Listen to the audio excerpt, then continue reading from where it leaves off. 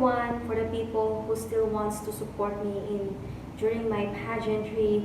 Thank you, thank you, thank you, thank you so much.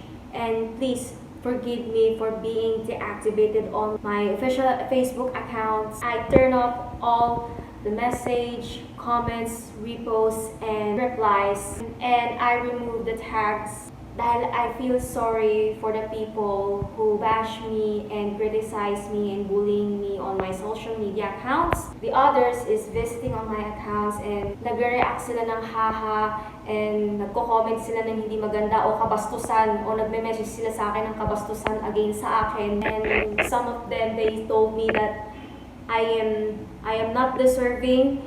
You're ugly and insulting me, against me, evil insulting me.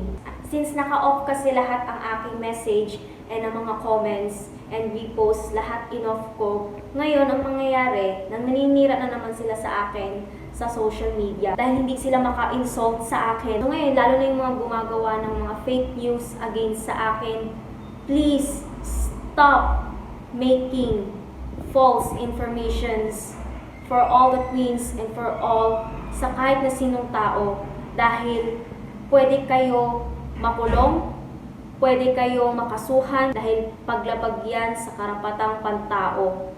Ito ay isang paninirang puri ng isang tao sa social media.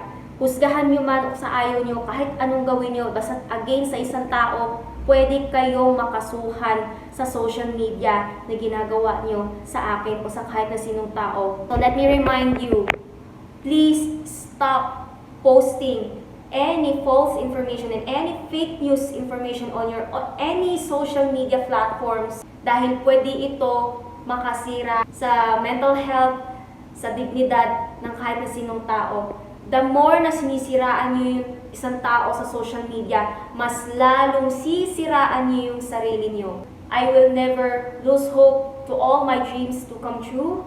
And whatever people they says, I always still fight no matter what. And this is what I'm saying this to the awareness against cyberbullying for everyone. And respetuhin naman natin yung isa't isa. Maski bakla ka man, tomboy, straight, kahit na sino ka, irespeto natin ang isa't isa. And just always love, support each other, or else kung wala naman kayong matinong sasabihin sa isang tao, manahimik na lang kayo.